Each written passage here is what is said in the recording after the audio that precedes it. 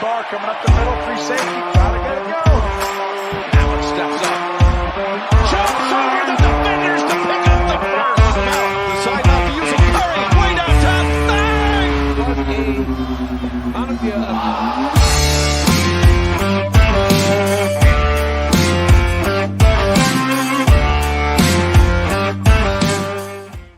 Good evening, ladies and gentlemen, and welcome back to the Playbook Podcast. My name is Zach. This is my co-host, Jarod, and we're here to talk about everything from the Gridiron to Hardwood, all the way out to the Octagon. Hopefully you have fun with us, and let's get right into that episode. Well, I think we're going to go ahead and start this one off a little different. I know we've been talking about football in the last episode, like the whole episode. So today what we're going to talk about to start the episode off with is a little bit of UFC 278. God, I watched that live, and for most part the card was mid. You had a lot of decisions on that. The top three fights, which was obviously Usman versus Edwards, Jose Aldo versus Merab, and then you had Paulo Costa versus Luke Rockhold, were the three main big fights that really sold the card. No one really cared about half of the main card and majority of the undercard. And I know the first one, which was Luke Rockhold, and not the first one in order, but the first one that I like to take notes was Luke Rockhold versus Paulo Costa. Both of them heavy hitters, both of them not really known for their cardio, and it showed in this fight, both of them gasping for air, but it was a slugfest. When I tell you, like, at one point, you see Luke Rockhold legit in the third round on the fence going, fuck you, hits him with a clean cross. And I'm like, that is a badass moment out there. Hey, them dudes lay it all out. Oh, dude. And then at the end of the fight, Rockhold just rubs his bloody face all across Costa's Dude, I face. saw that. That was wicked. And I was just like, yo, you need Jesus. You need something. I mean, he was happy to do it, too. He was like almost licking him. Oh, dude. And he retires after the fight. Hopefully, he might change, but if he did retire, that's a great career for former Is middleweight he the one champion. Dana wants to come back, but he's kind of got differences with the UFC?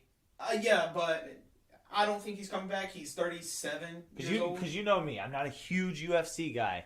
But I'll be more than happy to lay the questions out. But that's why I'm asking: is he the one that was very controversial with Dana? Talking about fighter pay? Yes. Yes, very much. At the press conference, he's like, yo, we're putting our life out on line. We need more money. And which I totally agree. The way the UFC set up, they're not employees, they're contracts. Yes. And so they only get a certain amount of money allocated to their pay, depending on how many views they pull in. But I totally agree with Luke Rockhold, but that's a hell of a way to end off a career. Right. Just fucking, everyone just remember you rubbing that face like, arr. And then you had Jose Aldo versus Merab, boring fight. Merab just basically controlled him with a clinch, and Jose looked kind of scared to lay the fight off. But I know nobody really wants to talk about them two main card fights. We want to talk about Kamaru Usman versus Leon Edwards. The fight of the night. Oh, dude. The comeback of the century. But I'll tell you about the comeback here in a second. First round, Leon comes to fight. He takes Usman down, and that was the first time he's ever been taken down in the UFC without any fight. And Leon's not a wrestler. He's a striker, a boxer. Okay. So, and he gets the back and tries to choke him out, but time goes out. From the second to 4 minutes into the fifth, it's all Usman. You're like, damn, Leon just looks tired as shit. I mean, Usman was grilling him all match too. Oh, dude, the whole fight, he was just like between rounds, just staring him down, like, come on, bitch, you gonna do something? Exactly, and that's what everyone thought Usman was going to do. Usman's the better wrestler, and his striking has improved immensely. But with 56 seconds left in that fucking fight, Edwards' right foot had something to say about it. Oh my god! And if you look back at it, you can see him set it up perfectly. Fake jab, fake right cross, which makes him dip. He closes his eyes, and they stay closed for a good 5 minutes. I mean, they were technically open, but they were in the back of his head. And No, I watched a little bit of that fight, and it was wild because everyone had Usman winning that fight, and if I do recall, I think I said last podcast that I picked Edwards to win that fight. You did. And sure as shit, he pulls it out with just seconds left. You should have gambled it. I should have. He was a negative 5,000 odds to win. Oh, I could have made some money. Oh, dude, you could have. I don't know odds because I'm not an odds maker. We might have to start making some odds on this podcast. Some parlays. You know, like I'm but DraftKings, or you get into some. We figure Caesar. Oh yeah, so there's multiple bouts that could come out of Leon winning. Mm-hmm. The most common one that everyone talk about, Usman get the rematch. Usman. Well, Dana post fight, post UFC event, Dana's post conference stated that there will be a rematch between those two. Yes, but now let me take you down the rabbit hole real quick. Okay. So Leon could either take the Usman fight, which obviously bring massive money. Leon versus Usman 3, take my money.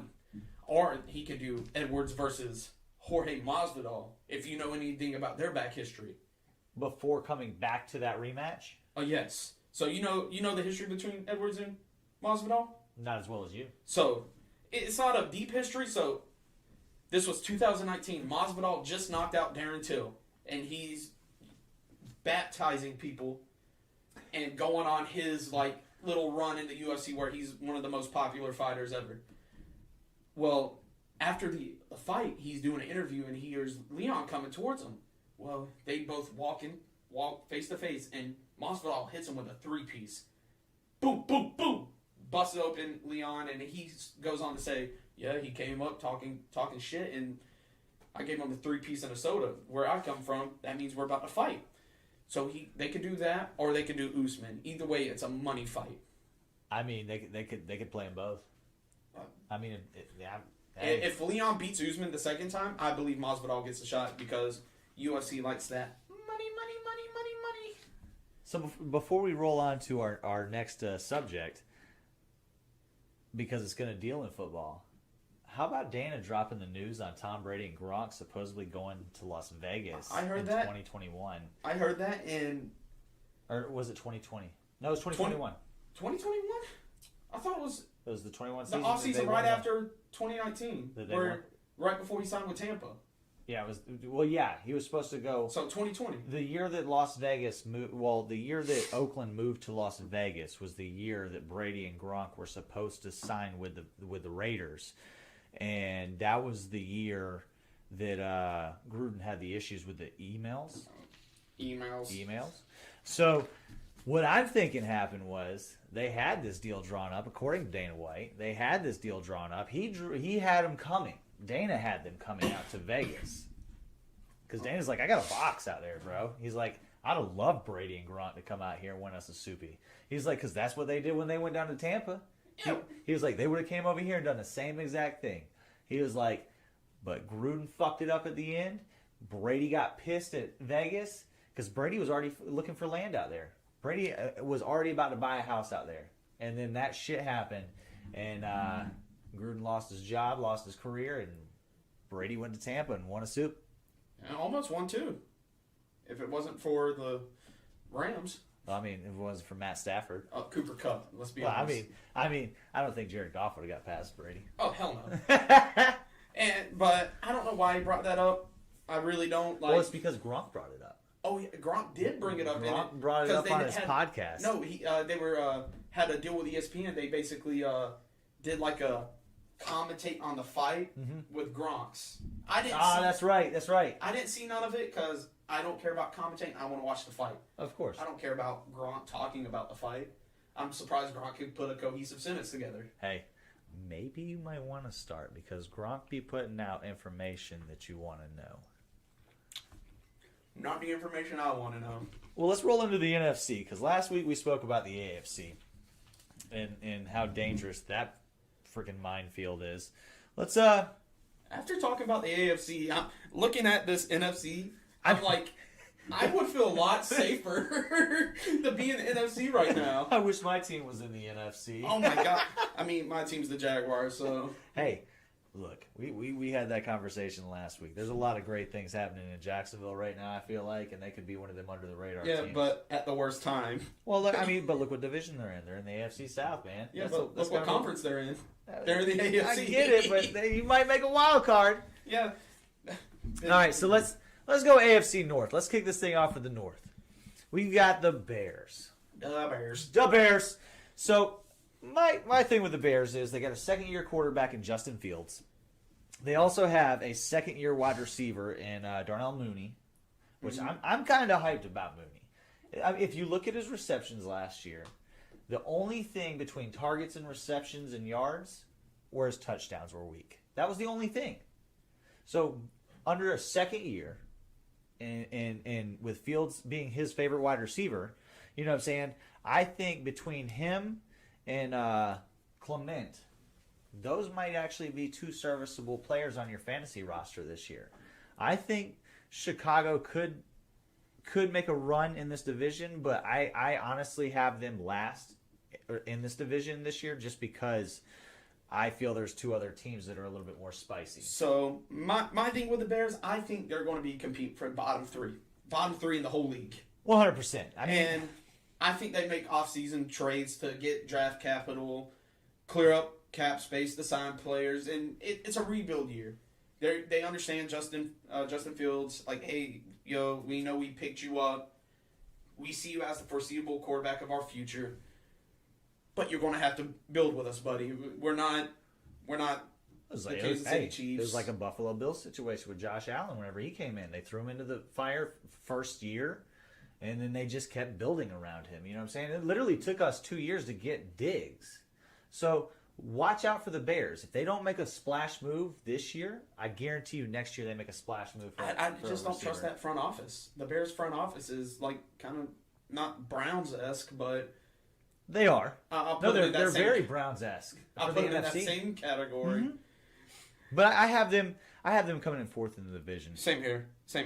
About the Lions, you want to kick off the Lions for us? I'll talk about the Lions real quick. I believe they're going to make an exponential push. I'm with you. I don't think they're going to win the division push, but I think they're going to take that, we're the Lions, dun, dun, dun, dun, dun, and we're going to win. I mean, not with this coach. Jared Goff, he's a serviceable quarterback. Yes. Serviceable. Not the worst, not the best. I'll put him in a C- category. DeAndre Swift, stud. Well, I mean, of course he's a stud. The dude's a beast. The wide receiver core, sneaky good. Once they get Williams back, I feel like they'll be a whole different team. Oh, same here. And then that offensive line? Well, they have technically one of the best offensive lines in the league. Well, one of the highest paid offensive lines in the league. And they showed out even last season. You were like, okay, they're holding their own. They got T.J. Hawkinsocks. I mean, that defense, that's not stout, but if I had to choose, like, you could take this defense or a worse defense, I would definitely take. It's not the worst. It's mid-tier defense. You're right, but I mean, you're also probably comparing that defense with like a Houston Texans. No, I'll say they're no Browns defense. They're about. Well, I don't know. With the addition of the new defensive in there. Exactly. So I mean, I might be eating some of my words right now. I'm high on the Lions this year. I sound like one of them crazy people. I'm kind of high on the Lions, and I know it's preseason. Mid on them. I'm still mid on them. They're the Lions for a reason. What's your projection in the division? They're third. Really? They're third. I have them second. Second, so I have them second. God, second place in the division. Second. I couldn't see that. Here, you want me to tell you my third place team? Who's your third place? The Packers. Ooh, no. I know, right? Going from 1 to 3 in my book. I don't see them as a third team. Let me tell you why. Why? Well, they lose Adams. Yep, they did lose Adams. You know what I'm saying? So, and they didn't sign any big names in the wide receiver area. Yep. Sammy Watkins is not a big name. He's an injury name. Oh, he's a depth chart stuffer. So they don't add no receivers. The only thing that they really have other than Aaron Rodgers is freaking Aaron Jones and you're forgetting about one guy in that wide receiver room. And AJ Dillon. Rome Doubs. Oh, the Rook? The Rook. I have I have him wrote down on a list over here because I've been hearing a lot about him throughout preseason. But what I'm trying to say is like if we're talking about a Rook wide receiver on a team, I'm kind of expecting them to have an already number 1 wide receiver. And you know what I'm saying? That's the main man, Adam Lazard. I don't understand where you're not seeing this at. Because he's Randy Moss. I hope you're right. I hope you're right. And maybe with Aaron Rodgers, I could see where they would get it put together, but I still have them. I have them third in the division this year because I feel like the Lions and one other team is going to be better. So like I have them second place. Second place just because Aaron Rodgers is the best quarterback in that division by far. I'll give you that. By far, like there's no comparison. And he can make a mid-level receiver look like a starting receiver. Exactly. So I'll give you that. That defense lost a couple pieces. But that defense is also the strong point of that team this year. Exactly. I feel like they're going to be a top 5 defense this year. Mm-hmm. I like their corners. I like their linebackers. I look at them as a rebuild, man. They're with Chicago on this. You know what I'm saying? No, I don't see full rebuild. I see like, hey, we need to pick up a few pieces.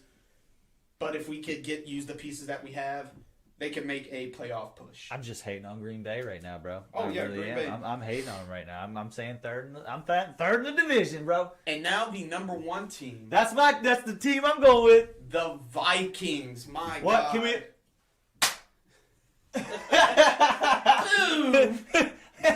No Vikings fan, but you know I like what they're doing in Minnesota.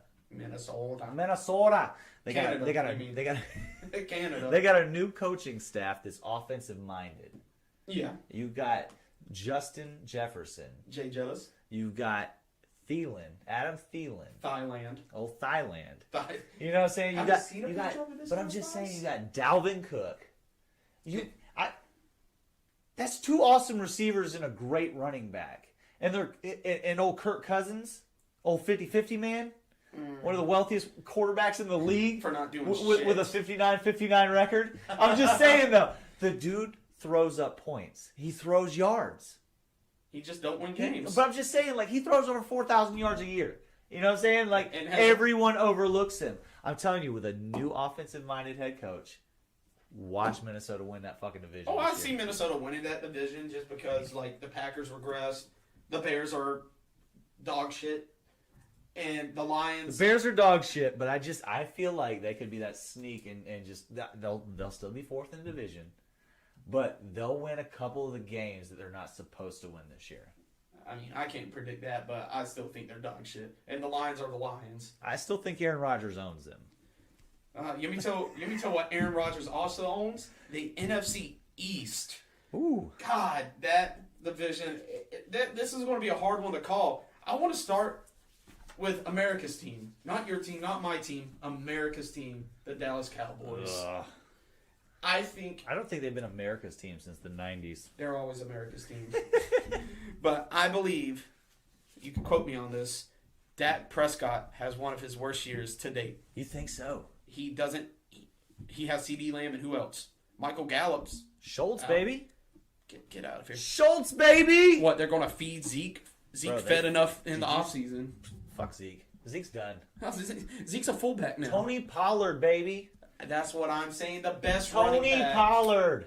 Yeah, but then stretch that O on there. I'm telling you, I think this is his last year with Dallas. Oh, same here. And then you have Mike McCarthy, who's proven that he can't really coach. I think the offensive coordinator might take that job. Oh, he should, because Mike McCarthy, he fucked up with Aaron Rodgers, and he's one of the greatest quarterbacks that we've seen in the past couple years, decade? Now, I will give Dallas this. Their defense has gotten stronger. Yeah, but if you can't put up points. Well, the only thing I worry about with Dallas is the penalties. You know what I'm saying? We watched them, it was like 17 penalties in the second preseason game. So what I'm saying, though, is like if they can keep the defense light on the penalties, they could actually potentially win this division. I have them coming in second place. I got them coming in second because that defense is overrated. I do have them in second. I'm going to save my first place for last, and I'm going to go. Let's talk about the Commanders. The who? Yeah. Third name in 3 years. You know, that should be a record. I don't think this is the year either, though, for them. No, like you went from. I can't remember their last quarterback name. Oh, last year? Yeah. Heineke, baby. Oh, Heineken. He's still there. Oh, yeah. But they upgraded to Carson Wentz. And might I add you, Carson Wentz lost to the Jaguars, who had the first number 1 overall pick, by the way, to not make it to the playoffs with a better team.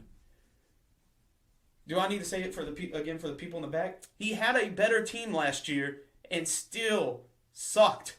And I think he went to the right place. He went to the place where quarterbacks go to die. I thought you were about to say.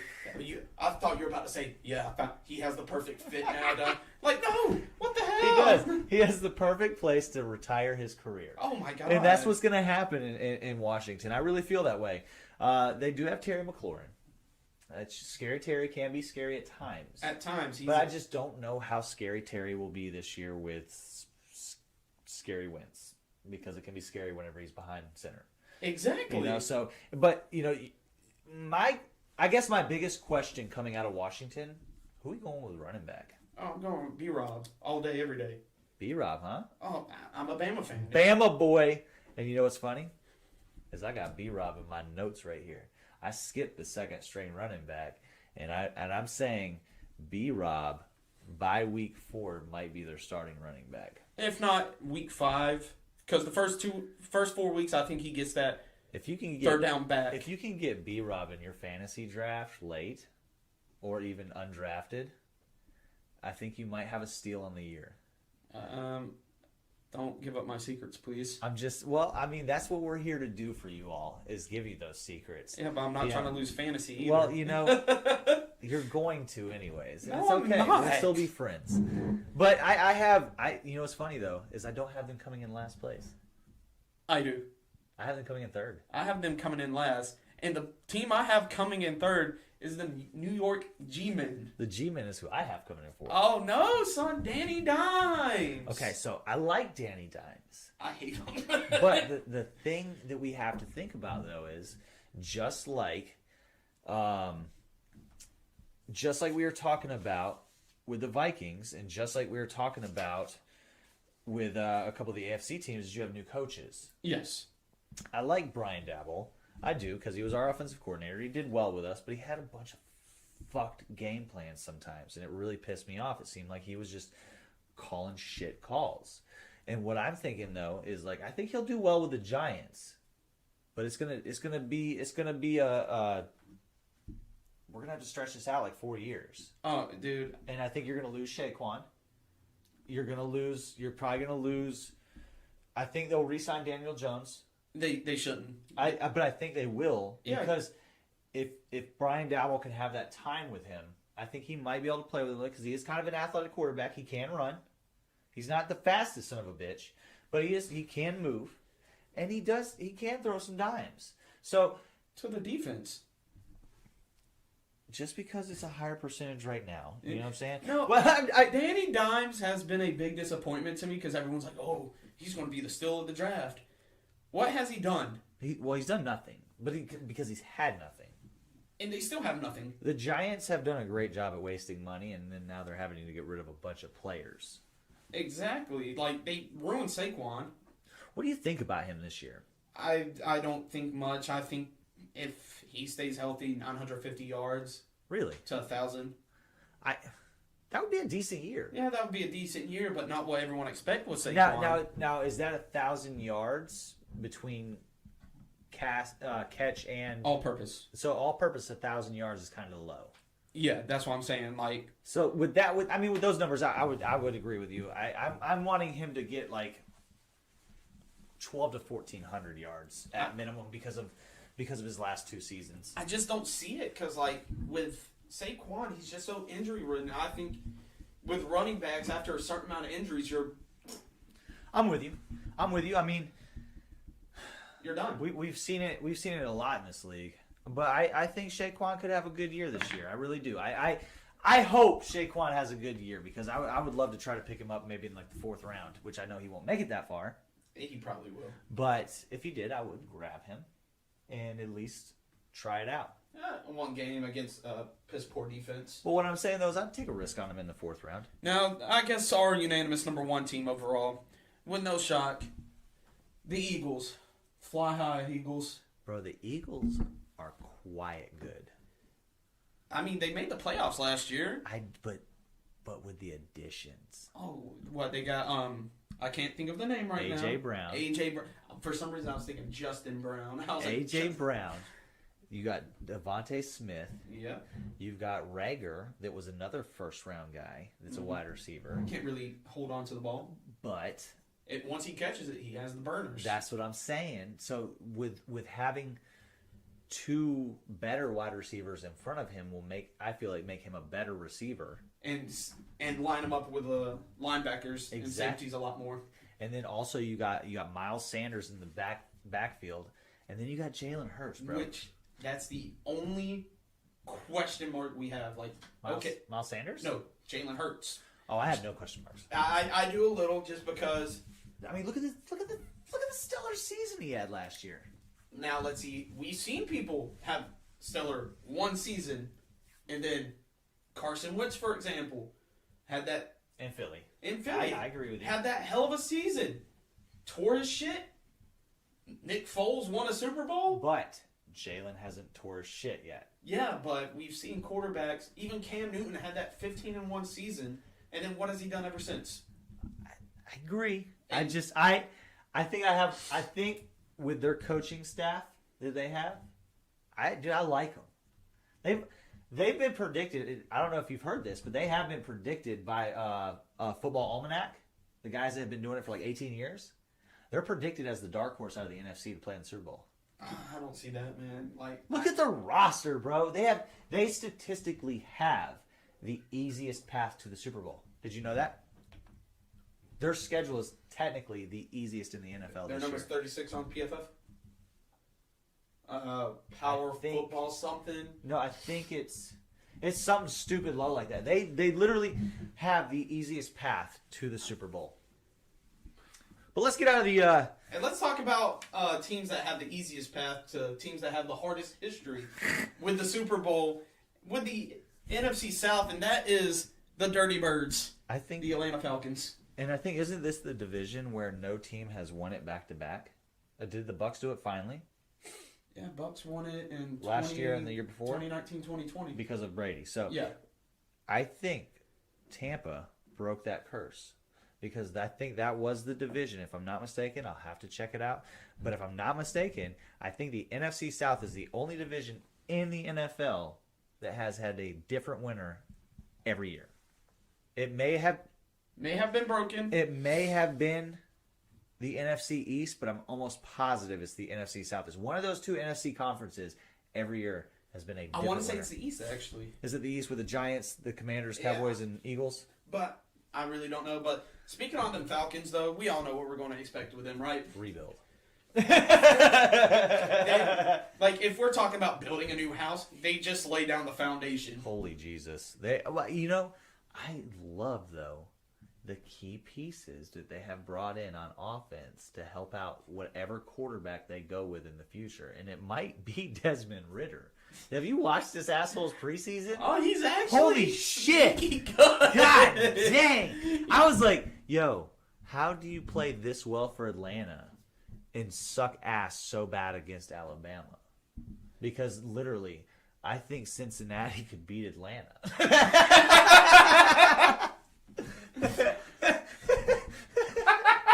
No, I'm telling you right now, he's on the juice. Bro. Might not be illegal juice, but he's on some sort of juice that Trevor Lawrence needs to be on. Hey, look, don't speak too loud because, when you're on the juice, they'll suspend you a whole season. So you might want to go hard. No. If you gamble on your team winning. Or take performance-enhancing drugs.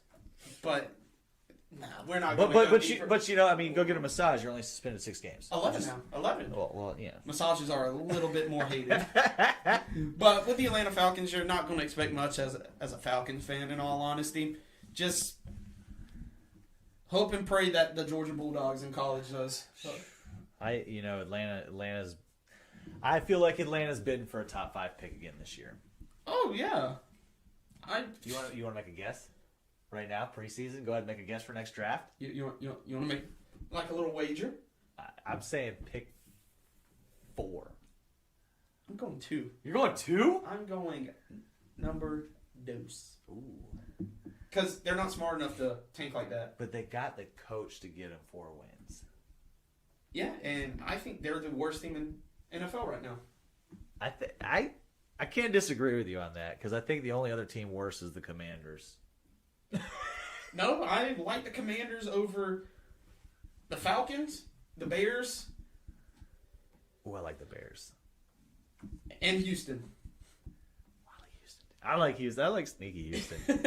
I don't know why I'm such a Houston guy this year, but they have some key pieces I really like. But from a team that we kind of know where we're going to get, unless if hell freezes over, to a team that we really don't know what to talk about, except for their quarterback edition, which is the Carolina Panthers. Shout out to you, Soper.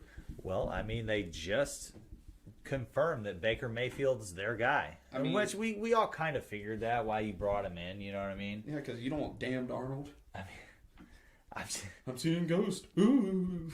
I was watching today where they interviewed a couple Cleveland Browns defensive ends. Yeah. One being Myles Garrett. Ooh. And Garrett was like, I don't see no rivalry between this. He played for us last year.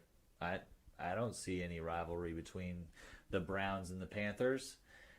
And I think he speaks truth to this, but I think it's really a rivalry between Baker Mayfield and the Browns. Because he was the first quarterback to pull them from 1-34 to a playoff team. Yes. And now you booted him for a massage guy that is suspended for 11 games. And which kind of confirms that. So how would that make you feel as the number one overall pick for that team just to get shitted on for Deshaun Watson? Oh, I would be pissed. Bro, I hope he goes in there and whips ass. I hope Carolina spanks the shit out of him. Drops 5 on him. I hope Carolina makes him look like a fucking Hall of Famer. Remember in college, it was against Kansas. He did the jack off motion. Oh my God! Yes, I do remember that. I love that. He was also the one that stabbed the OU flag. Oh yeah. In Ohio State. Dude, he was a savage. He was a savage. He's still a savage. I think he'll be the one to bring Carolina back together. And with that being said, I like DJ Moore even more. And I like Robbie Anderson. I hate Robbie Anderson. Why do you hate Robbie Anderson? Because he sucks. Look, I had him on my fantasy team, and he was putting up a whopping 5 points a game because Robbie Anderson's hands weren't agreeing with a football. So, fuck Robbie Anderson. Sorry, Robbie Anderson. If you do well this year, great, but just not on my team. Yeah, I'm not picking you. I'm not picking your ass up again. But I tell you, I think really, if talking about the Carolina Panthers, what is really going to make or break their season is going to be Christian McCaffrey. Oh yeah, that's been their thing for the past 4 years now. If he can stay healthy, bro, if they're a potential playoff team. If CMC doesn't tear anything, you're in. You're possibly fighting the Bucs for first place. I'm telling you, bro. If CMC stays healthy the whole season, they come in second place behind Tampa.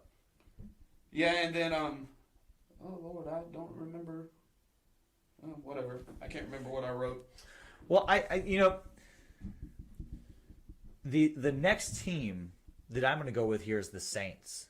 And Who dat? I think the Saints and Carolina are going to be the team fighting for second place. And again, possibly a wild card. That all depends on Christian McCaffrey on the Carolina side. But going with the Saints side, they are bringing back Jameis Winston. Jameis Winston has gotten a lot better with his control. He's gotten a lot better with not throwing too many interceptions. Pull that back. He only had 4 games? But his touchdown to interception ratio was night and day different from his touchdown to interception ratio at Tampa. Yeah, but it is because of coaching. Oh yeah, coaching. So do I believe in crab leg Winston? No, I don't. Oh, no. But I feel like he puts them in a decent position because he's one of them players that fits a specific type of team. I feel like, and I feel like Tampa was a good spot for him. I feel like New Orleans is a good spot for him. I feel like a southeastern NFL team's a good spot for him. Shit, if he went to Carolina, I think it would be a good spot for him.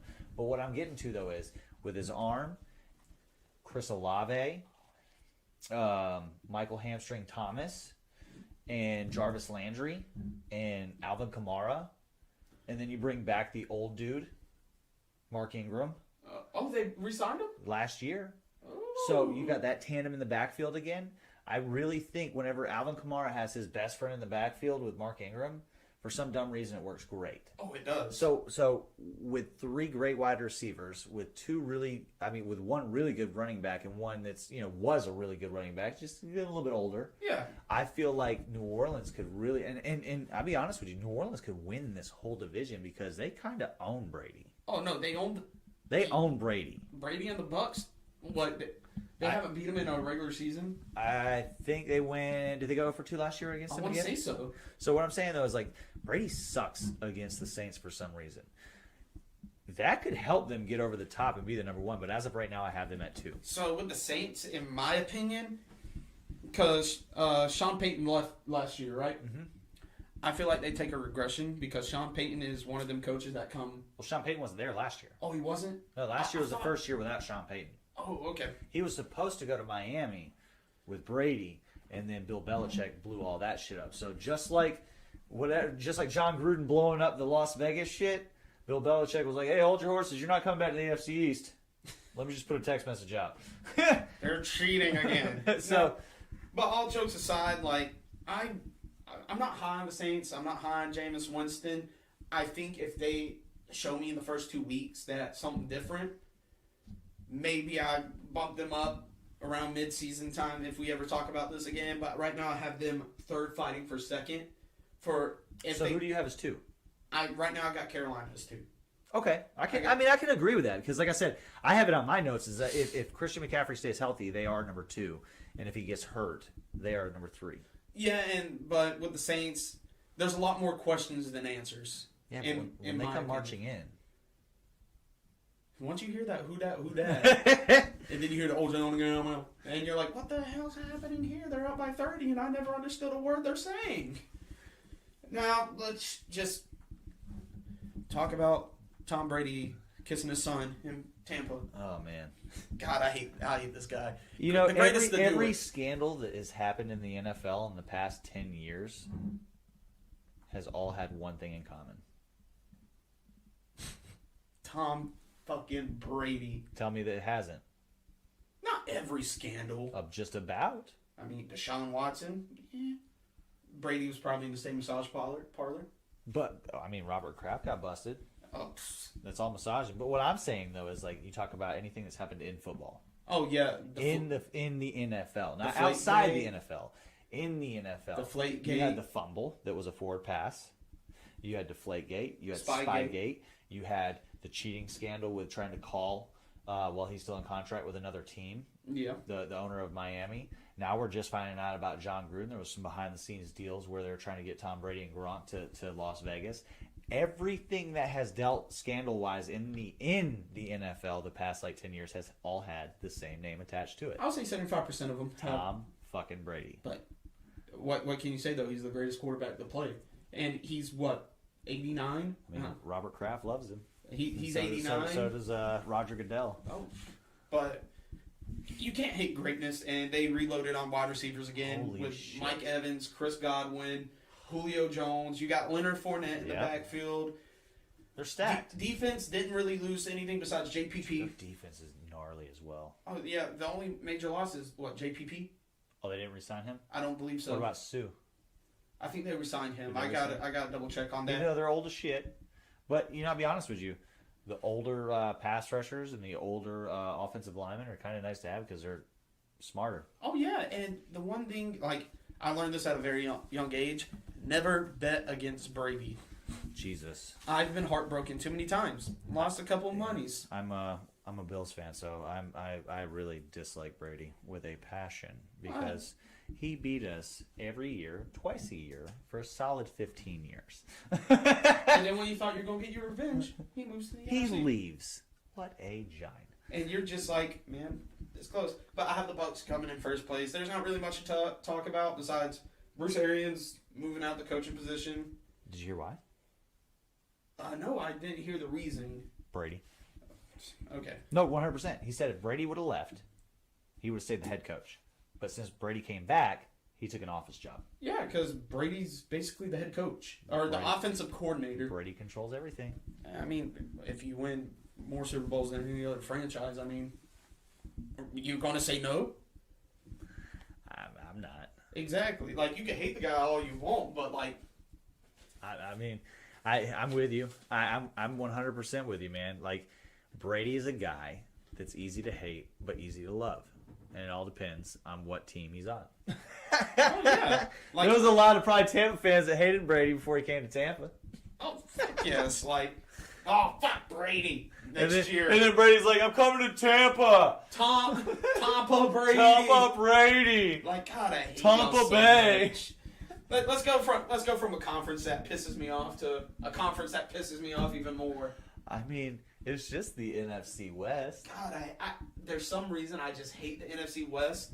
Just stupid decisions. Stupid decisions. And the biggest stupid decision was caused by this team we're about to talk about now, which is the Seattle Seahawks in the Super Bowl against your boy Brady. But Seattle, that's another team I would think is fighting for that top 5 pick. I think they're fighting for the first pick. Oh, dude, Pete Carroll doesn't give a fuck this year. I think, one, he's like ancient. You know what I'm saying? So he's like, hey, I'll ruin this team before I leave. I've only got a few more years left as it is. I got a few more years of life. I'm going to pull an Urban Meyer. You know what I'm saying? Like, I'm going to have some heart issues here soon. You know what I'm saying? Like, we're going to get rid of the house. Maybe grab some 5th-round picks for it. You know what I'm saying? And we'll pick up some 3rd stringers. Oh, so you're saying the Bill O'Brien treatment? That's what it is. The Bill O'Brien. The Bill O'Brien. But let's be honest, though. Like, Seattle, they have, DK Metcalf, Jamal Adams. They let go of Bobby Swagner. Let go of Russell Wilson. Wait, Bobby Swagner got a sweet deal. Oh, he did. We'll get to that one in a minute. And he stayed in the same division. I think the only thing that helps Seattle, and that's only if the 49ers are willing to play Santa Claus and ship Jimmy G to them. They're not. I mean, I wouldn't either because it's in the same conference. Same division, same conference. So I wouldn't do that either. Hell no. But shit, they just shipped Bobby Wagner to the Rams. Yeah, they're in the same division. Because they offload him. They're not trying to unload. But if you were to unload at a cheap rate with a Jimmy G, that would help DK out tremendously. Now, granted, we haven't really seen Geno with the true starting wide receivers and stuff, but Geno is Geno. Here's what I'm going to say. Hot take right now. They trade DK Metcalf before trade deadline. You think so? Oh, dude, they're after they just paid him a 3-year, $77 million contract. Oh, I can see it happening. If where does he go? Where would he go? Who would be willing to pay that? Jacksonville. Not this year. I think you guys are too close to the cap on that, right? I don't know the whole cap situation right now. I was just. But yeah, I have Seattle coming in last place. Oh, easy last. That's not even a hard one. Their running back situation's messed up. Their quarterback situation's messed up. Offensive lines. Their offensive. I mean, literally, I think they're a full rebuild mode right now. Yeah, they're with Atlanta on full Atlanta and Houston for sure. So, what's your thoughts on the Cardinals? So the Cardinals, they're a big question mark for me because last year, first half of the season, they were the team. They were that boom, boom, boom, boom, boom. This year they have some question marks. Kyler Murray, got paid? What? He got paid. He got paid, but are you going to really focus on football? DeAndre Hopkins out for 6 weeks. But you picked up Hollywood Brown. And still have AJ Green and Zach Ertz. And you have who's their running back right now? James Conner, baby. James Conner. So it's like y'all have a squad, but y'all had basically the same squad last year. I think the big difference is going to be the mentality of Kyler Murray this year. Is he going to play big boy ball? No, I think he will because they had him do this last preseason game. Oh, they had the last 2, which was the coach from the sideline. He played offensive coordinator, so which does what? Makes him remember the plays and all that makes stuff. him think even deeper into the play. So like, he's watching himself call a play and then watching his teammates run it and seeing like what he could possibly do different with it. So I'm saying the Cardinals are the second best team in this division this year. I got them second, third. I got them at a solid 2, And the reason being I have them at a solid 2 is because of the next guy we're going to talk about and the next team we're going to talk about is the 49ers. That is who I'm having that 2nd and 2. I have them at 3 this year because of Trey Lance. I have them at 2nd and 3 because we don't know how Trey Lance is going to play in a actual game. And I think Trey Lance is going to shoot off some stars because I think he's going to be throwing some bombs. He's got a cannon. And have you seen Danny Gray, the Rook? Oh, fucking phenomenal. What's up with these track star wide receivers? We didn't even mention the track The star wide Eagles. receiver from the Eagles. God, I was just thinking about that too. I'm just saying. So I like the 49ers. I like what they're doing in Seattle or in Seattle. Jesus, Jarod. In I San like what they're Francisco. doing in San Francisco, but I think Trey Lance will be good, but I also feel that there will be some Rook mistakes. I know he's not a rookie, but he didn't play a whole bunch last year because they had Jimmy G. So whenever he was in, what was one of the first things he wanted to do if the play wasn't exactly what he wanted it to be? And he got busted a couple times, even playing the Cardinals, whenever he wanted to do that side run, and they jammed him up right there at the goal line and he didn't score. So that's why I have the 49ers in the 3rd spot, because it's just a little bit of growing this year. I think they'll move right back up into the 2nd spot or the 1st spot next year, because I don't know how long the number 1 team is going to be the number 1 team in that division. Here's why I say they're 2nd or 3rd, basically with the Cardinals. I believe the only thing separating the Cardinals and 49ers are 2 things. Let's hear it. First of all, the Cardinals quarterback's way better than 49ers. As of right now. But the coaching staffs are in my opinion, flip-flopped. With 49ers head coach Kyle Shanahan. He's a much better coach. He's a much better coach than Arizona's. You're correct, but you got to understand where they are schematic-wise. You got to understand where they are year-wise. You know what I'm saying? Kyler Murray's been in this system for what, 3rd year now or 4th year? 3rd year. Because he was 2019. He got a new contract after 2. Going into 3, I believe so. Because holy shit! the first year he really didn't have a good year, and then they picked up last year. Then they picked up D-Hop. Okay, this is D-Hop's 2nd year in Arizona. So, I think Arizona's just a little bit farther ahead when it comes to players and things like that than San Francisco. Don't get me wrong; they have Debo, they have that defense. Elijah Mitchell, which I feel like is going to have a good year if he can stay healthy. Oh yeah. Their defense is always gnarly, but here's what I gotta say though: they might take a regression on defense. I don't think they take a big regression, if any. Their DC is the head coach of the Jets. But if I had to put money, an uncomfortable amount of money, I would go with the tried and tested 49ers team versus the team that showed me last year, hey, we had a fall off for no reason. There was no major injury. So here's why I'm going to disagree. The 49ers lost their D coordinator year 4 last. Mm-hmm. The 49ers just lost their offensive coordinator last year to Miami. Oh, yeah. So, new offensive coordinator. Now, mind you, Shanahan's an offensive guy, so I don't feel like there should be too much of a regression, but you're going to have to bring someone new in or bring someone up.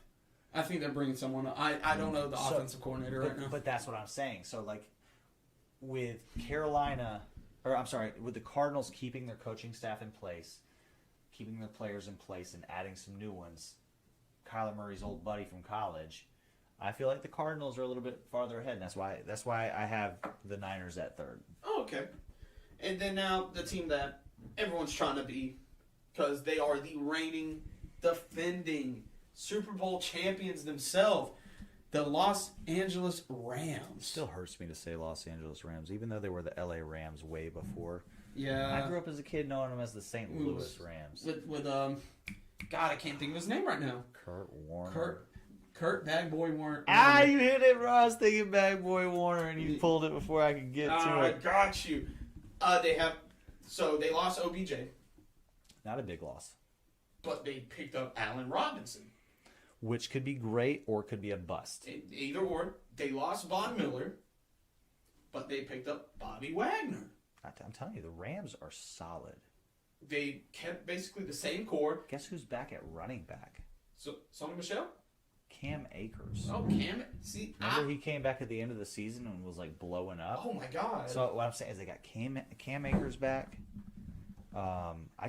This is the third year of Van Jefferson too. Now I know he just had some off-season surgery, but they like him out there. And then you got Cup. Cup is... You don't even need to talk about Cup because we already know like a better Hunter Renfrow. You know, like oh my God. Well, you know why he's so good at that? They said last year. I found out why. Why? He was a quarterback. Oh yeah, like he was a quarterback in college. Most best wide receivers are quarterbacks. Were D2 quarterbacks. And look what's happening also now. You have the wide receivers converting over to corners and killing it, like Stephon Diggs' brother. Killing it. Hold on now. He did kill it. He had like 15 interceptions last year. Now, was all of his coverage good? Fuck no.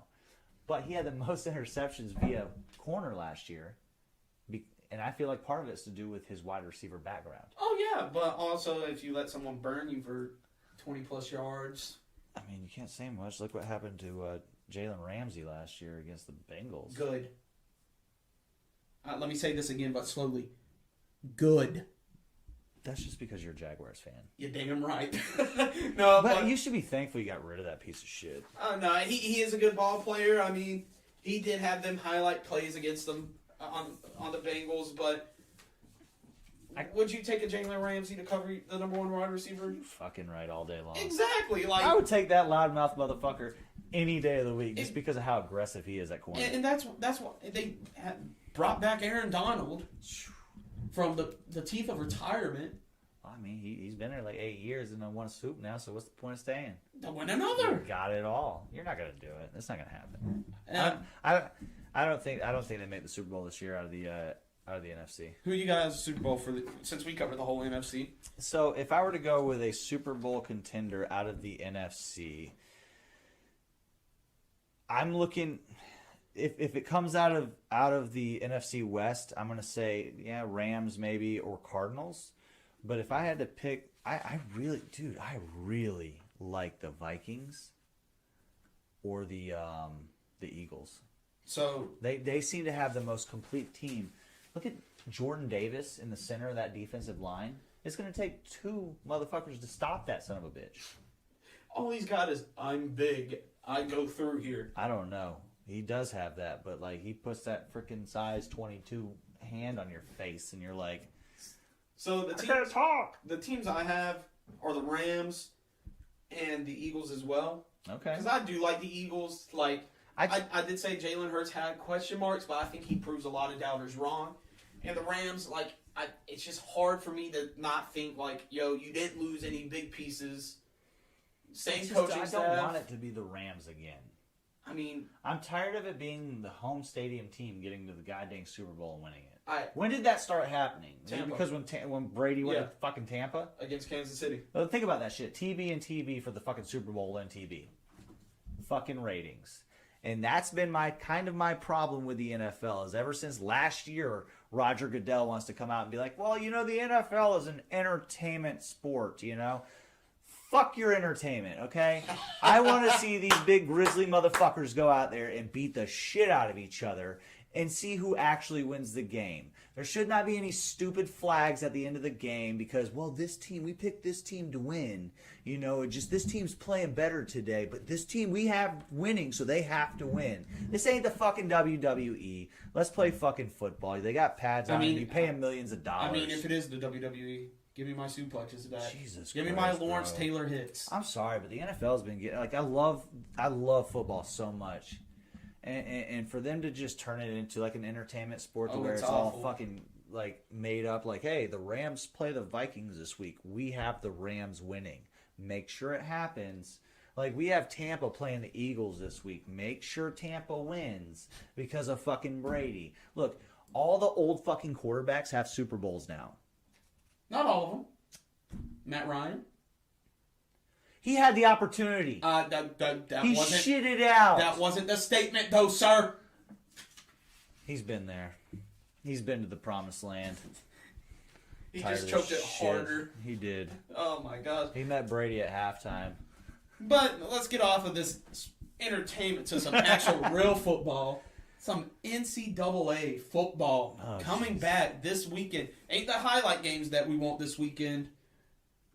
But it's a nice little, what would you say? It's a warm-up. Appetizer? It's the preseason of college football. Exactly. You Like, know, I'd love to see Mercer play.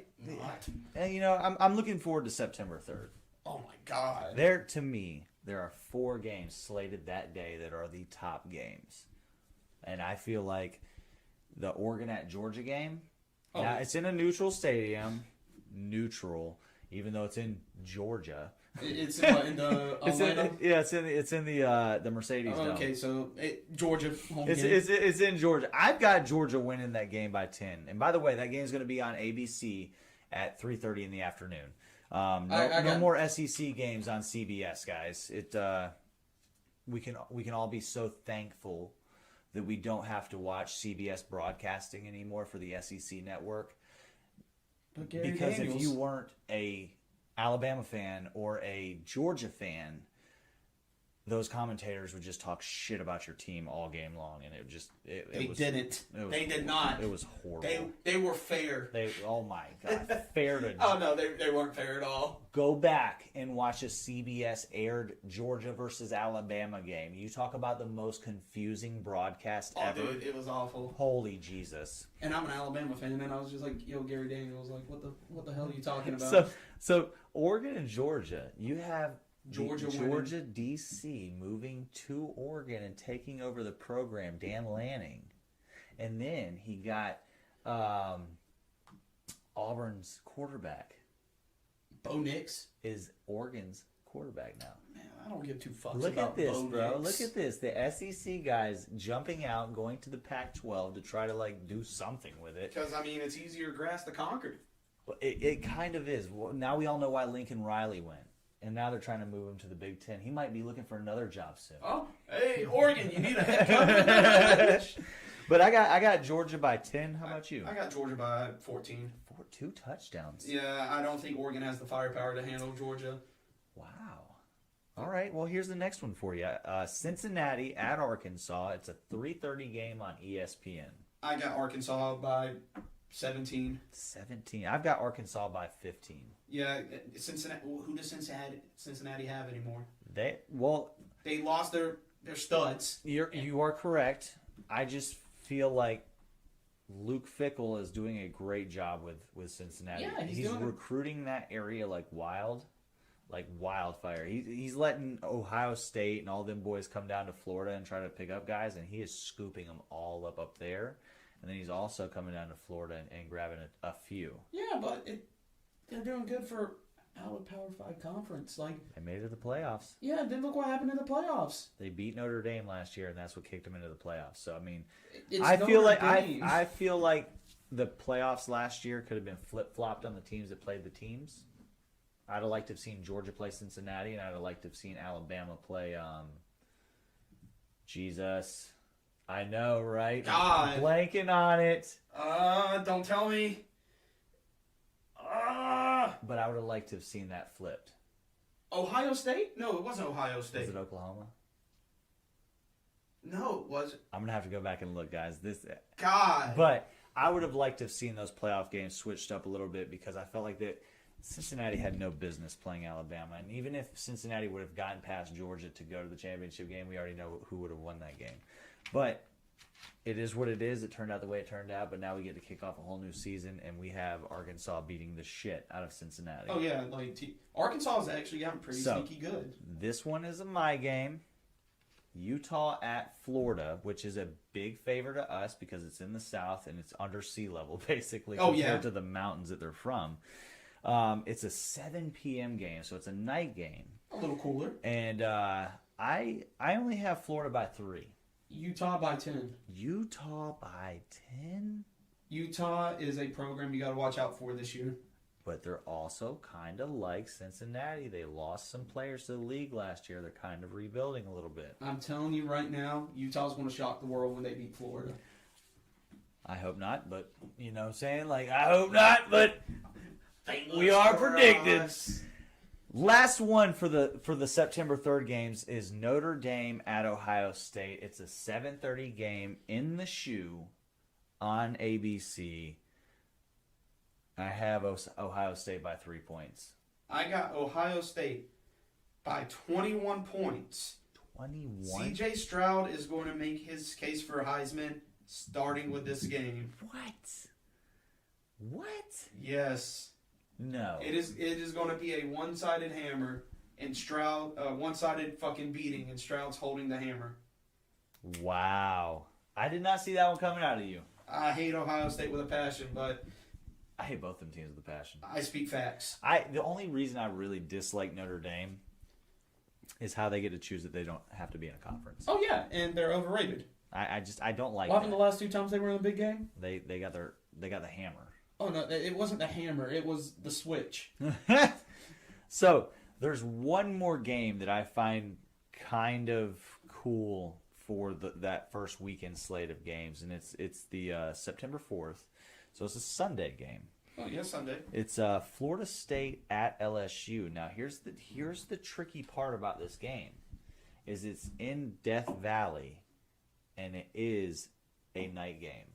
And if you're an SEC guy, I'm an SEC guy, and you play there every year, we play there every year, or vice versa due to the schedule. But what I'm saying though is, playing LSU in Death Valley on a night game is much different than playing LSU or playing in Death Valley during the daytime. Oh, for some reason, like that place is wicked at voodoo. night. You just see voodoo, which is hold down to them. We gonna poke this player right here. come on there, burning the spirit of Joel Bar. So what I'm saying though is I have LSU winning by 10 because they're young, new coach. They got pieces they need to work with. I got LSU by 14 because who has So FSU been since Jameis Winston? No love for the Seminoles. The Criminals? I mean, I got better names for them because I'm a Gator fan, but we leave that off the air. Yeah, PG-13. Unless you want to post a comment down there and let us know what you think. I would love to see what you Exactly. guys think. So, one little difference in college football this year that I would like to put out there is the SEC is not playing on CBS anymore. And I know I brought it up a few minutes ago, but just to let you all know that like you're going to see all of the SEC slate of games on either the SEC network, ESPN, ESPN2, ABC, any one of those affiliated with the Disney network of ESPN networks, if you will. That is the new contract. All of SEC is wrapped up in that. I think I can't remember if it's a 10-year contract. I want or to say what. 10-year. But we are locked in with ESPN now, and we are so thankful so we don't have to listen to CBS broadcasting anymore. No more Gary Daniels. Yes, no more Gary Daniels. I can't wait for the first 3:30 ABC game. Oh my God. I hope we like their commentary. Watch Gary Daniels. Oh, switch over to ABC. You thought you got rid of He me. goes walking out. Roll Tide. But hey, last thing that I don't want any of you guys to forget about is next week is a big week for our podcast. We are having our inaugural shop draft. I own a vape shop here in our area, and what we did was we created an 8-man fantasy football league, and we're calling it the shop draft. And what we're gonna do is next week at 8:30, we are going to have our shop draft live with you all. And what we would love to see is over this week is if you could share this out, get as many people to join our podcast, like, subscribe, shoot a bunch of comments in there. Tell us how shitty we're doing. Tell us how great we're doing. Tell us what you want to see, what you don't want to see. It's just going to make us an even better thing to listen to. And that's what we want ultimately. We love doing this. Oh, yes. So, with that being said, please join us next week, 8:30, for our inaugural draft. And, you know, I can't wait. And just like that, we're gonna bust this playbook open again next week, and next week's gonna be the great one. Yes, sir. It's the draft. Yes, sir. I hope y'all have a great night. Hope y'all enjoyed listening, and see y'all later. Peace out, guys.